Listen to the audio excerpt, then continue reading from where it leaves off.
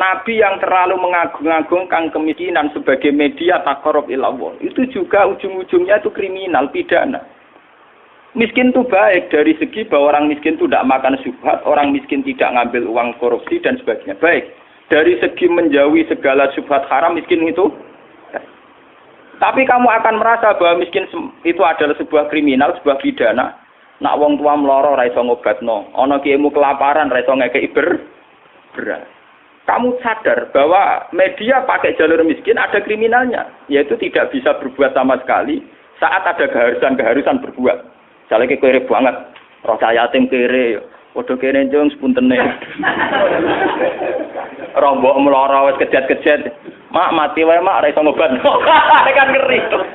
Tetap ada sisi kriminalnya. Paham ya? Ada sisi napa? Kriminal. Makanya miskin teman-teman iku oleh Nabi terus dikomentari ya tetep ngene iku wis kadal fakru ayakuna napa? Kufra. Ngobatno boe kok milih mati. Wong mbok-mboke dhewe mak mati wae ngobatno ya ora ku. Sampeyan ya wis tuwa wae. Ya pancen ra diomongno tapi atine ngono. Justru ra diomongno ketok munafike malah dosane tambah loro. Dosa melarat ra iso ngobatno ya dosa ning atine arep-arep mati. Nah, dari segi ini miskin itu masalah. Sebab itu Nabi sering ngendikan kadal fakru ayakuna apa? Bahwa kemiskinan itu dekat dengan kekafiran. Karena banyak orang yang punya sifat netral, misalnya perempuan. Perempuan itu butuh makan, butuh lipstik, butuh apa saja. Kadang netral. Andai kan dia jadi pegawai pos atau PNS, dia mungkin tidak menjual diri. Karena masalahnya dia itu uang. Yang netral ya, yang tidak soleh betul ya, tidak jahat betul ya. Yang masih apa? Akhirnya ujung-ujungnya dia terjerembab ke dosa, menjual diri karena miskin. Dan dia mendapatkannya rezeki hanya lewat itu. Ini termasuk miskin, akhirnya menjerumuskan dia ke lembah Nawahi. Artinya saya katakan netral begini, andai kan dia dapat rezeki yang lain, itu mungkin tidak sampai sini. Makanya mengecualikan sing soleh kelas A, meskipun miskin tidak zina, atau yang mentalnya nakal, meskipun juga ya tetap zina. Ini contoh yang netral, yang masih dipisah, dipengaruhi uang. Banyak contoh-contoh miskin yang akhirnya masalah, yaitu kelihatan di bab jihad. Kabeh sahabat itu nangis. Ketika Nabi mewajibkan jihad dengan perlengkapan perang, itu sahabat-sahabat yang marah mesti nangis. Tawallau wa'yunuhum tafidu minad dam'i hazanan alla yajidu mayun fikum. Karena perang itu dengan begitu banyak peralatan, energi, persiapan, dan sebagainya. Tiap ada kewajiban perang, sahabat yang marah-marah itu nangis. Karena mereka sadar tidak bisa berbuat banyak. Artinya apa? Kalau kamu menjadikan miskin sebagai media taqarrub ilallah dan itu satu-satunya, ternyata juga banyak masalah. Sehingga nggak bisa dihitung. Malah kalaupun ini benar, ya kata yang larang berda itu tetap hikmah. Miskin itu tetap baik dari segi tidak makan barang haram, dari segi babil kafir dia baik, tidak makan barang haram. Tapi ada masalah. Lah ini oleh Burda disebut nuqtatul ilmi. Apa yang dialami Nabi Ayub hanya sekelumit ilmu, sekelumit hikmah. Begitu juga yang dialami Nabi Sulaiman. Untuk senang Allah saja kok nunggu kaya raya gitu. Mayoritas orang kan tidak kaya. Kalau untuk senang Allah harus kaya dulu, orang nggak bisa senang Allah semua. Karena untuk senang Allah harus kaya. Saya tuh punya banyak tetangga di Sarang, di Rembang, di mana-mana kalau survei. Sebagian masyarakat, kiai itu bertahajud, esok mulang Quran, bariku duha, berduha di madrasah, bariku. Sebagian masyarakat yang tidak dolim-dolim amat ya, mereka orang baik loh ya. Kecuali orang nakal, manjan rasa seneng kiai. Nah kiai ramen ibadah pilih Gus. Dia orang mikir belanja. Orang mikir apa? Belanja. Dia tidak mikir uang harian. Artinya ternyata kiai yang mapan juga tidak jadi percontohan yang baik. Karena kemudian masyarakat yang soleh yang tidak mapan menganggap kiai sergap ibadah itu dipenuhi ibadah karena dia berkecukupan. Umpama daerah kecukupan Gus, macul sik lagi kelar sholat. Ya bercocok tanam dulu baru kelar ngajar keras sholat. Intinya, andai kan kiai itu mapan semua, tentu orang akan bilang bahwa mereka tenang ibadah, tenang ngajar karena berkecukupan. Itu juga tidak contoh yang baik, paham ya? Paham ya? Itu juga tidak contoh yang Rasulullah itu tidak begitu semua. Faqad nabiyina fi khalqin wa fi khuluqi walam yudanuhu fi ilmi walaka. Walam yudanuhu fi ilmi. Kalau nabi itu bisa dua-duanya. Beliau ketika perang Khandaq, perang Dzatil Usra, itu ada cerita paradok. Dan itu Nabi benar-benar bahrul ilmi. Lautan apa? Ilmu. Kita tahu dalam perang itu Sayyidina Utsman itu nyumbang 50 kuda. Sekian ratus onta, sekian ratus al-arba'atu alafi dinarin. Cara tadi hampir 4 miliar. Sumbangan di sinten tadi sinten? Sinten Sayyidina Utsman, Tolha, Zubair. Itu rata-rata sumbangannya di atas 200 juta.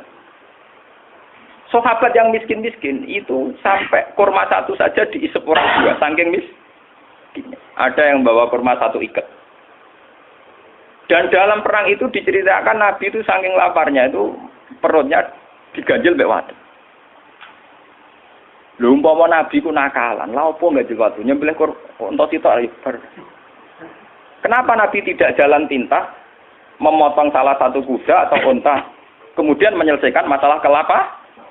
Jadi di cerita itu kan mestinya kita sebagai kiai, sebagai ulama kan paham paradoknya. Di satu sisi diceritakan sumbangan begitu melimpah, di sisi yang lain Nabi ini kelaparan. Sampai napa ganjel? Lah itu Nabi Muhammad. Beliau sebagai pribadi yang seorang nabi, seorang rasul. Dia sadar betul kalau dunia itu tidak ada artinya semua. Sehingga dia sebagai kapasitas nabi, sebagai orang dekat Allah, ya sudah dia miskin, tidak ada masalah. Tapi beliau sebagai pemimpin besar yang harus dengan persenjataan lengkap, dengan perlengkapan yang komplit karena ngadepi pasukan besar saat itu Romawi, harus lengkap secara syariat. Nah, kita ngeten ora bener kabeh. Nabi Ayub tentu tidak akan kuat ngadepi pasukan Romawi. Ngadepi bojone ora kuat. Paham ya? Nabi Sulaiman juga tidak koordinator yang baik karena kemudian nanti yang dianggap hebat Nabi Sulaiman saja. Karena dia perang pakai pasukan jin, pasukan setan, pasukan kewan, dan sebagainya. Kapan dia didik umatnya kalau jalan pintas begitu? Paham? Mulanya dinyak Imam Busiri, walam yudhanu fil bakar. Itu udah ada visi ilmiahnya. Kekuatan gitu itu udah bervisi ilmiah. Dari awal ini kita bilang kekuatan itu orang aku visi apa? Jadi gampangannya kayak kula nek kiai melarat terus mergawe kelar mangan kan macam ana visi ilmiah kiai nggih teladan nak kelar mangan mergo umpama kula tukang sulap jam salabing terus sugih. Lah kan pendiru piye. Lah Sulaiman jalan pintas ngene iku mergo dekne mamimpin pasukan jin, pasukan setan. Kurang mutiara wa minat sayatini mayakhusuna lahu wa ya'maluna amalan. Setan dikongkon golek mutiara. Kurang bangunan jin kon kerja rokan nglembur. Wah, pokoke setan intine Sulaiman jalan pintas kabeh. Paham? Jadi gurune Deddy Corbuzier. Mulane dinyak, abek saya bilang umpama sisi kebaikannya Sulaiman itu hanya satu, bahwa semua kebesaran itu ternyata tidak dipakai selingkuh, tidak dipakai zalim itu saja. Tapi itu bagaimanapun hanya nuqtatul ilmi, sedikit ilmu, tapi tanpa visi.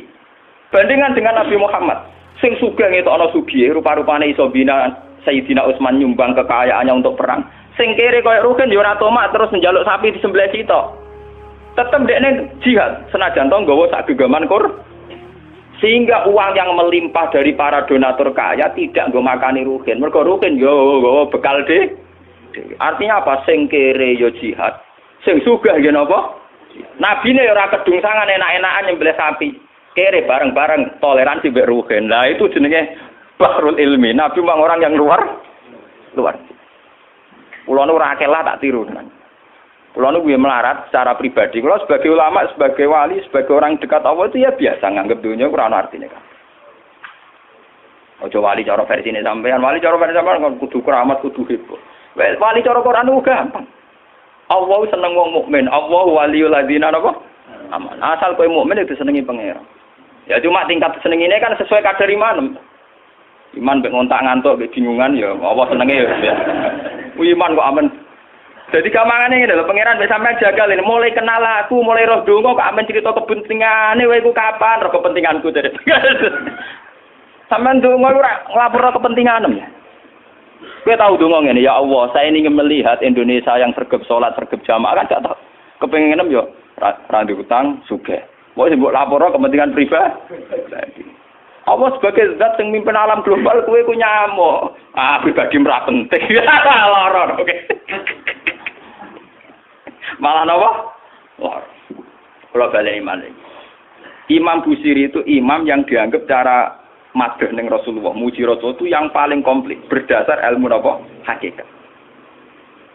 Sehingga visi kayak Sulaiman itu memang ya beliau hanya soleh gitu saja akhirnya. Tapi tidak punya visi ilmiah, visi pembinaan, visi tarbiyah.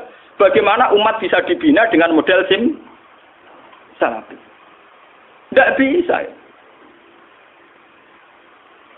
Rai iso kowe didik umat sebagai ulama kiai terus didonga apa terus duit teko dhewe dikirim jin. Paham nggih? Ora arah dadi wong. Kiyaine kon tobat dengan dani. Ya kadang payu antike langsung tak wakeh. Ayo kadang kuwere tenan. Itu tidak ada jangka panjang. Sebab itu Nabi ora ana ning gone Quran anit tabi milata Sulaiman ora ana. Sing ana anit tabi milata Ibrahim napa? Jadi ternyata di Quran itu ada tradisi komplain, tradisi kritis, meskipun tetap menjaga husnul adab. Rasulullah di antara para nabi-nabi itu diceritakan semua. Tapi pada akhirnya yang jadi pilihan Nabi itu hanya Nabi Ibrahim. Anit tabi millata Ibrahim apa? Selain itu mereka hanya orang-orang baik, tapi tidak bisa ditiru. Kayak Nabi Ayub. Nabi Ayub itu miskinnya baik, karena saat miskin tetap ibadah, tetap senang Allah. Tapi kelihatan tidak ada gunanya saat ada kewajiban yang berkait harta. Misalnya aku melarat, apa? Gak subhat apa? Tapi ketok salah ya. Nek wis mbokku lara ora iso ngobatno. Ana cah yatim melarat ndak bisa bantu. Ana nabine disio-sio wong kafir ora iso bantu. Ana kiyaine kelaparan ora iso. Kayak apa nyesalnya kita kalau kita miskin ngerti nabinya ndak bisa bantu? Artinya ada sisi salahnya kan, ada sisi negatif. Sebab itu miskin juga ada contoh yang ideal, paham ya? Tidak contoh yang apa? Tapi kesugihan kalau Sulaiman jalan pintas juga ada contoh yang ideal. Kalau Nabi, nak sampean saya tangklet, nak kirene Nabi terkenal Gus, sugih ngeten. Lha iku hebate Burda. Warawadat dul jibal syummu min dhahabin an nafsihi fa'araha ayyama sabam. Wa akadat zuhdahu fiha daruratuhu inna darurata la ta'du alal isami. Wa kaifatatu ila dunya daruratu man laula lam takrujid dunya minal adam. Walhasil intine cerita, ketika Nabi kere pas perang Khandaq terus pas beberapa peristiwa niku. Gunung Uhud matur, ya Rasulullah, saya ini gunung di bawah titah Tuhan. Kalau jenengan ngersakno saya jadi mas, Dari Kanjeng Nabi. Padahal lu pasti ku kere. Wong kere kelaparan ana gunung matur dadi napa? Mas. Sampeyan ra usah nganti gunung dadi mas. Wah. Dirasa gelem.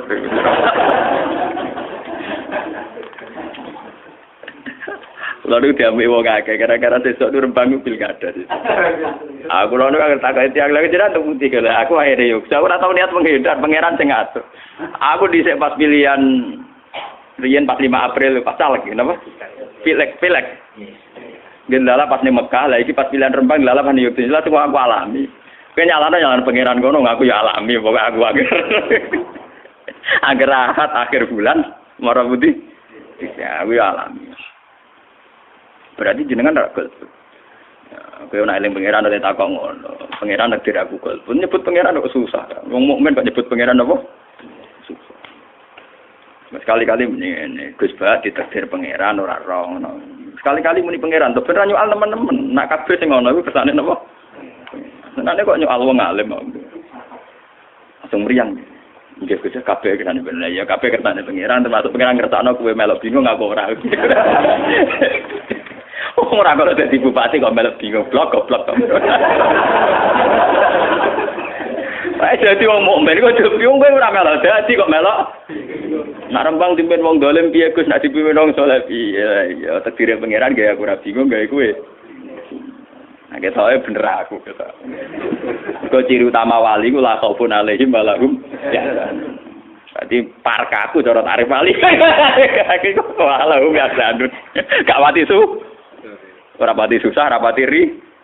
Ciri utama takrif wali kan la khaufun alaihim wa lahum. Nah, lo bingung terus iki ada. Wah, ayo kapan apa nak dirujukan yo latihan.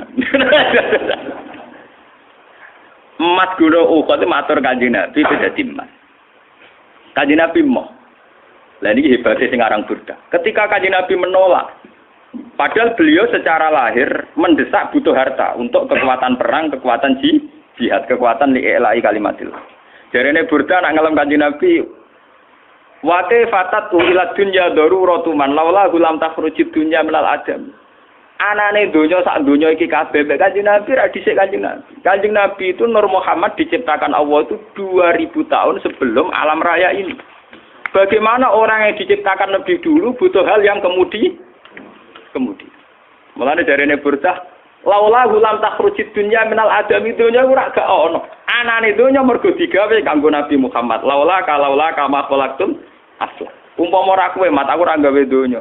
Bagaimana mungkin seseorang yang begini spesial, begitu kastanya tinggi, kemudian geletek terima seneng napa? Donya mau digawe faktor dekne. Mulane bener Nabi jawabane cek kowe dadi mas ya ora tetep ku dadi kowe ora usah kakek lapor. Intine lah aku iku wong kowe digawe krana aku malah marah ya aku. Lha kowe hebat Kanjeng Nabi Sulaiman ora paham muni paham, Nabi Sulaiman gak paham. Jadi tidak ada ilmu Kanjeng Nabi tidak apa? Paham? Hubungan bejen nggih ngoten. Kula niku mantep diseneng Kanjeng Nabi. Wes pol mantep. Gus sing iso nerangno kelebihane Kanjeng Nabi nek sakniki termasuk kula. Mergo ngenteni sampean kesuwen.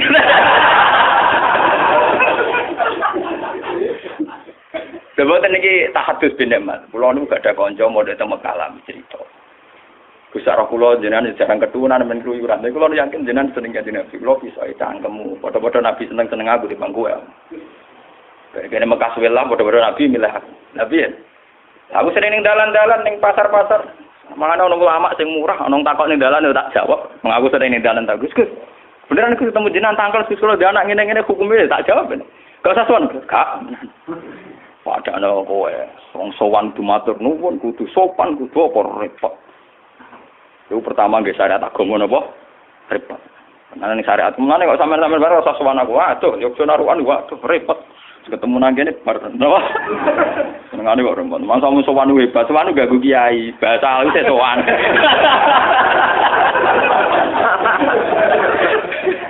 Bahasa alus napa? Sowan. Pase napa? Lah nek ra ganggu ya ana imbal balik ora pati ganggu. Lah tapi ana kompensasi dari rai. Masa repot. Lawaran dari ganggu, nek ana kompensasi dari gae. Lah mane kula tengah-tengah ora usah sowan. Bar napa? Mun kula terus niku guyon mlebu ati karepmu sebagian bener. Guyone ulama tetep sebagian apa? Saya itu semakin syukur sama Allah sampai kula sujud syukur. Memang Nabi Muhammad itu jauh di atas Nabi Sulaiman. Wes ora apa-apa, Nabi Sulaiman itu kok cateka, dibanding Nabi Muhammad itu enggak apa-apa. Begini, saya ini kan hafal Quran, semua yang hafal Quran tahu. Hubungannya Nabi Sulaiman mbek kelompok jin iku kon golek mutiara ning laut terus diperdayakan sedemikian rupa jadi karyawan kon bangun gedung. Walhasil dikaryakan secara kapitalistik. Sementara cerita Quran dengan Kanjeng Nabi Muhammad hubungannya mbek jin iku tetap dakwah, tetap ngiyai Kanjeng Nabi. Ora kepikiran memperbudak jin kon golek emas, golek winten. Semua Quran mulai ayat apa saja, wa id sarafna ilaika nafarum minal jinni yastami'unal. Itu betapa luar biasanya Nabi Muhammad. Hubungan di alam gaib kados jin. Itu hubungannya Nabi yang ngandani. Jin kowe ya iman, piye wae kowe iku makhluk kudu nyembah sing gawe kowe. Sampai sebagian jin karena Nabi ajaannya rasional, sampai banyak yang iman. Sampai ya qaumana ajibu da'iya wa aminu bihi Muhammad wong bener tenan ngajak kita. Nabi Sulaiman ora sempat dakwah, amen kon ngumpul emas repot. Malah ora kena dino, ora kena apa? Dan saya tahu itu tidak lewat kitab. Saya cukup memahami dari Quran. Bener nak Imam Burda oleh ngelam Nabi Muhammad sundul langit. Nak ngenyek sampai walam yudanu filmen, dekati saja ndak. Ya, mana cara klasemen lo Inter Milan musuh wong sing degradasi pokoknya MU musuh tim-tim sing napa? Calon apa? Degradasi. Wes sesuatu ora level.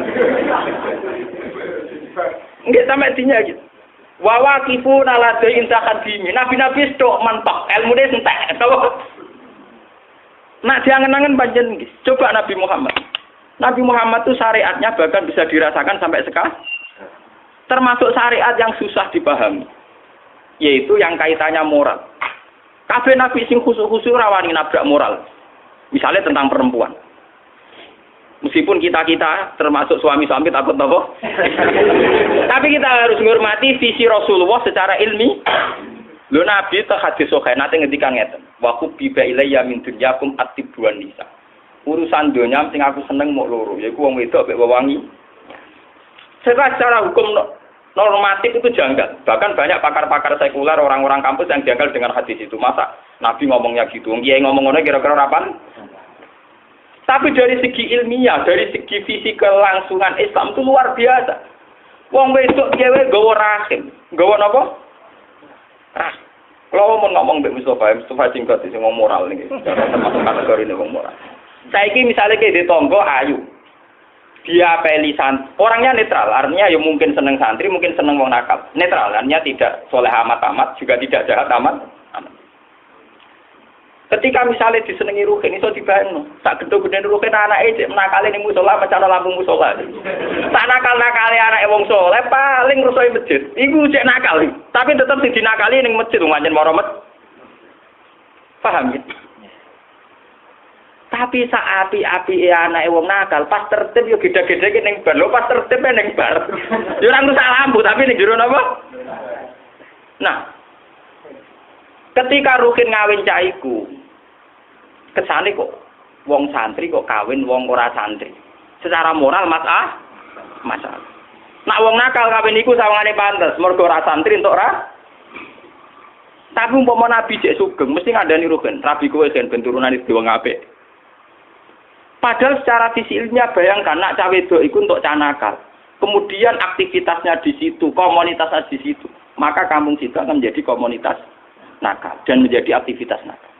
Sing luwanang teko orang gede gua gitaran ning teras. Kok dia anak cuwilis budik. Nanti yang resah juga masyarakat. Sebab itu Nabi menganggap penting mengurusi perempuan dengan arti punya visi ilmiah.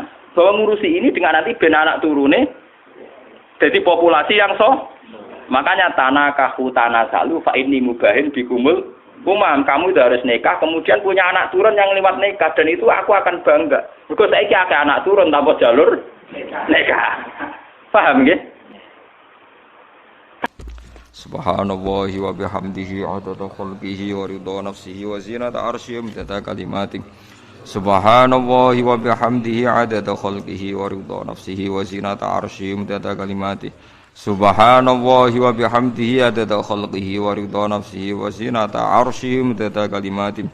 Subhanallahi wa bihamdihi adada khalqihi wa ridha nafsihi wa zinata arsyihi midada kalimatihi.